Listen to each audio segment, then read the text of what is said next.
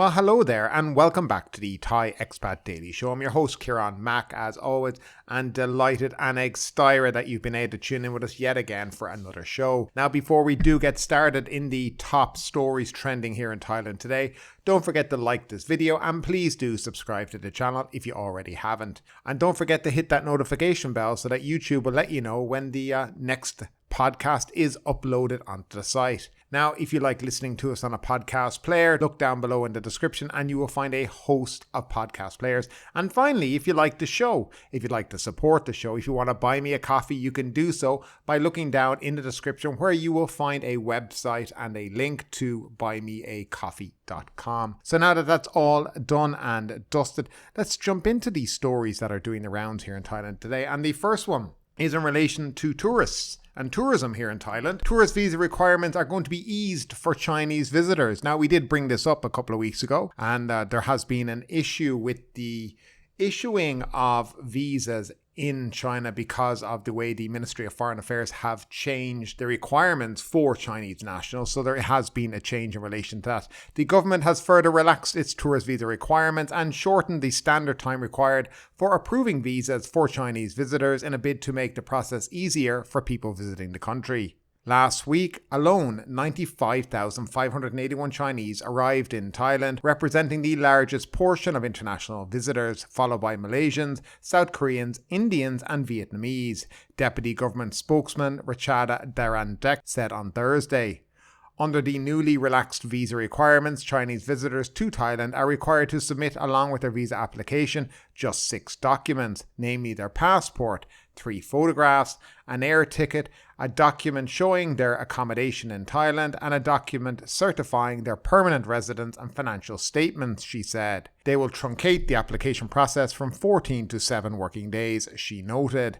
The Ministry of Foreign Affairs and the Ministry of Tourism and Sports are also working to sync their tourist visa application database systems to speed up the process for all foreign visitors, Ms. Rachada said. Prime Minister Prayut Chan-o-cha was impressed by the steady growth in the number of tourists visiting Thailand, particularly during the long holiday from July 31st to August 6th, when the country welcomed 80,000 international visitors each day on average, she added. The cumulative number of international tourists visiting Thailand since the beginning of this year has already hit 16 million, with those from Malaysia, China, South Korea, India and Russia ranking as the top 5 countries. So therein lies a bit of common sense, a little bit more focus on trying to get more Chinese to visit Thailand and to bump up those tourism numbers. And of course, the more people that are visiting the country, the more benefit Thailand will see financially, well, at least financially here in the country.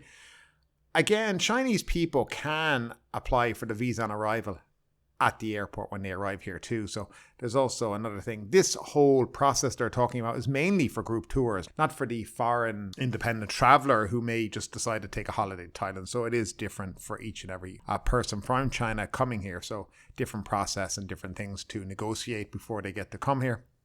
But nevertheless, things are picking up in the tourism industry here in Thailand. And I think it's going to be a very, very busy high season coming this year in Thailand, in Phuket, in Pattaya and other places like that. So yeah, absolutely, Thailand is back again, and if they could just get the political situation sorted out, I think that would really push things forward. So nevertheless, I'm kind of staying on the political side, but at present it looks like Pheu Thai are going to make a coalition with everybody they can find. So the next story is in relation to one of their promises before the election, and Pheu Thai are to revive the digital wallet. The Pheu Thai Party intends to reintroduce its 10,000 baht digital wallet program once the government it is forming takes office, says Deputy Secretary General Paopoom Rojanasakul. The party shelved the policy after finishing second in the May 14th election, as the social welfare policies of the election-winning Move Forward Party were given priority when the latter was attempting to put together a coalition government. Now the situation has changed and Pheu Thai is now the core of a new coalition, Mr. Paopoom said on Friday. Today the party would like to officially declare that it will move ahead with the digital wallet policy using blockchain technology. The policy involves a 10,000 baht digital handout to every Thai aged 16 and over, delivered to a smartphone. The digital money can only be spent within a 4-kilometer radius of recipients' homes and is valid for 6 months. There would be no problem for those without access to this application, as they could use their national ID card to get a personal code instead, Mr. Paopoom said. Thailand would be among the first countries to introduce this form of digital payment, he said, responding to criticism from some economists who believe the policy would cause inflation. Mr. Paopoom said the Pheu Thai economic team had carefully evaluated the program and believed there would be no negative effects on the economy's financial security. It would instead spur major economic growth, he said. In parallel with the digital handout, a capital market and securities exchange commission for digital assets would be set up, he added. This is to say, we will go ahead with the digital wallet scheme and make it fully operational for the benefit of the country, he said. Now, Sarata Tavasin, who is expected to be nominated as the party's prime ministerial candidate, declared during the election campaign that the 10,000 baht handout would unleash an economic tsunami of consumption, delivering benefits to many sectors of the economy. He defended the cost of the policy, which the party has put at around 560 billion baht, saying it was on par with the promises of other parties that were pledging to raise social welfare payments by other means. The Thai Chamber of Commerce has predicted a GDP boost of 2.5% or more from the fund infusion. It suggested that the digital wallet rollout should start with low-income earners. It could then be expanded to entrepreneurs and small business operators on condition that they are registered in the tax system. There you go, 10,000 baht for any Thai 16 years of age or over. So, I mean, it's a nice bit of cash. Of course, the caveat is that you can only spend it within a 4-kilometer radius of where you live. So if you live out in the middle of nowhere, you may be in a bit of bother. But people who live in big cities like Bangkok or even Phuket, I think, will be able to find places to spend it. Now, I presume there's going to be some kind of limit to where you can spend it and how you can spend it and what you can spend it on. So, of course, this will all come out later on when they get around to doing it.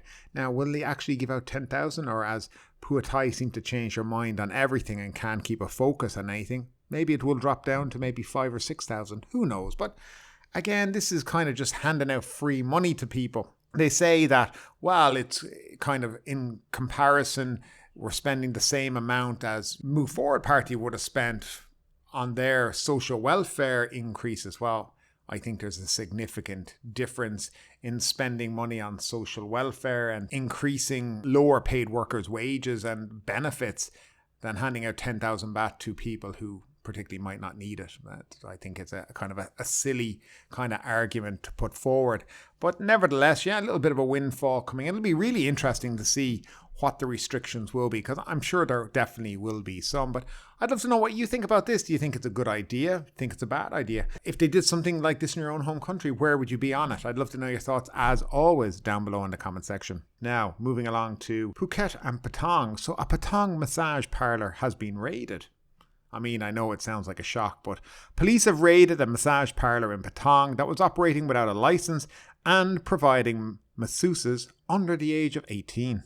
The venue, Aisha Massage, located in a small street off Hat Patong Road, was raided at about 2:15 p.m. yesterday, Patong police announced. The raid followed complaints received about the venue using minors to provide services, Patong police noted. Officers arrested the operator of the parlour, who police named only as Miss Yupin. Miss Yupin has been charged with operating a health establishment without permission and allowing employees under 18 years of age to work in a place where massage services are provided to customers, Patong police confirmed.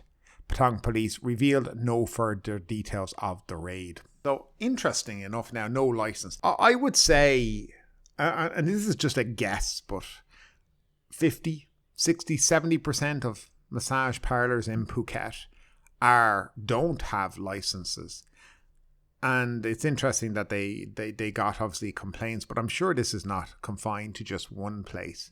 And it would be upon the head of the Ministry of Public Health, who this falls under, to be out inspecting all these establishments and ensuring at least they have the proper certificates and licenses to run a massage parlour. So massage parlours are different than spas. Now, to operate a spa, the person who owns the spa has to have a spa licence from the Ministry of Public Health, and you have to undergo a few exams to be able to get that, and it takes a little bit of effort. A massage parlour is a completely different operation.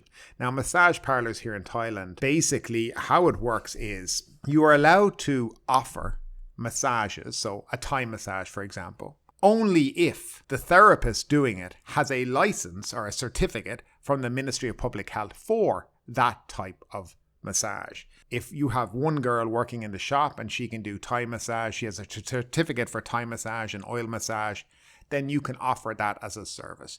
But there's a lot of places, and I presume they don't have a lot of these certificates too, who are just operating and turn up and kind of do a little bit of learning with their friends and then go in and start massaging. But I mean, I do think there's a certain amount of kind of, especially from the police's point of view here, is kind of, one eye open, one eye shut. I mean, they have to know these things are going on, and they have to know that the majority of these businesses are illegal. And of course, this also then comes back down to the revenue department here in Thailand too. They're complaining they never have enough money, that they have budgets and constraints here in this country, but there's a vast amount of businesses that are open here in Thailand that never pay a single baht of tax all year long.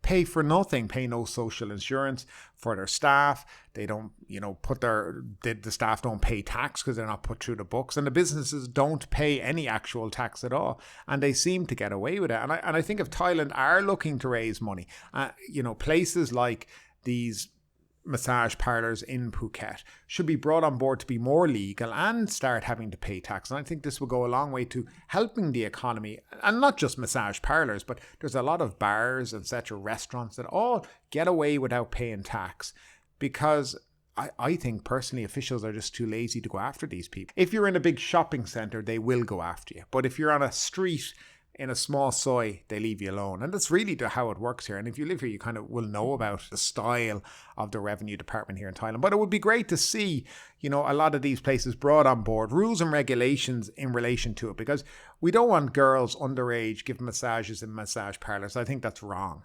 And, the police should be doing more as well to ensure this kind of thing doesn't happen. But we'll see. Will this cause other places to take note? Personally, I don't think so.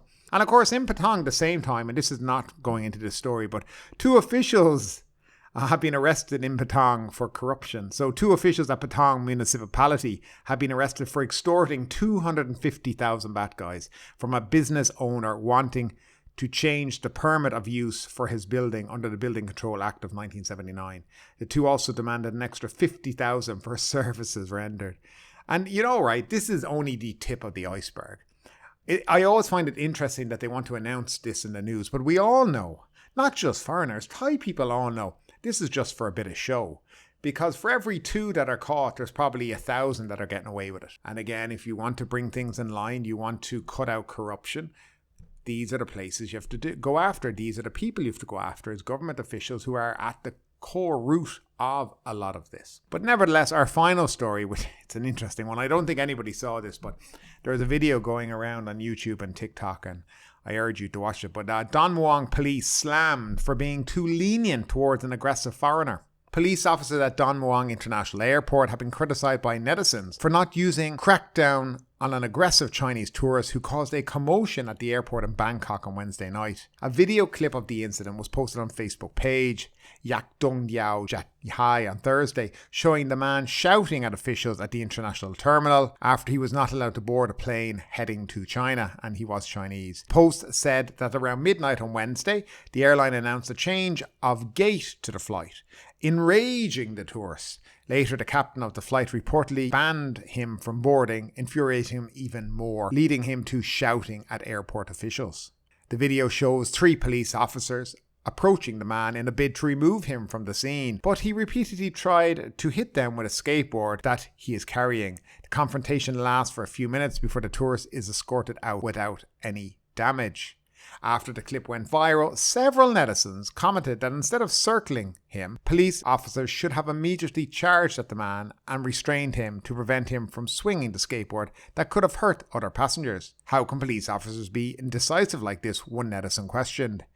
It's 3 against 1. They could have handled this sooner, another added. A news source reported that the tourist was a Chinese national, 45 years of age. After negotiations with the airline, he was issued a ticket to China and left the country on Thursday.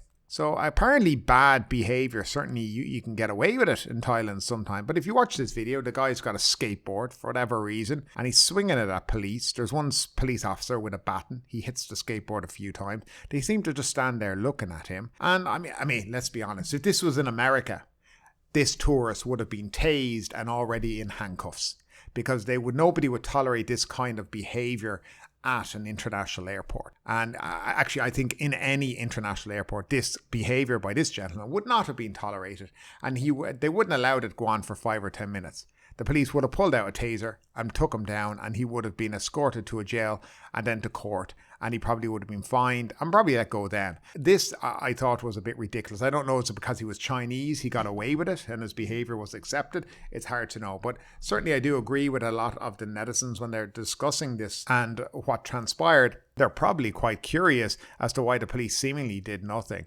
I think this kind of situation doesn't do the police any good, because, I mean, we've seen them handling other situations a lot worse, and this one seems to be very standoffish and allowing a guy to swing a skateboard at them and possibly hit other people, and to behave in this kind of manner at an international airport I don't think is appropriate. But I'd love to know what you think about it all. Anyway, folks, that is it for today. I hope you enjoyed the show. We'll be back maybe Saturday or Sunday morning. Once again, thanks for tuning in as always, and we'll see you soon. Take care and do stay safe. But ultimately, with this story or anything else that stood out to you today, I'd love to know your thoughts in the comments down below. Because yes, this is a news show, but it's also a conversation. Now keep that conversation going. Make sure you like this video, subscribe to the channel, share the video, and do all the good stuff that does help that YouTube algorithm. But ultimately, my name is Kieran Mack. You've been listening to the Thai Expat Daily Show, and we will see you next time.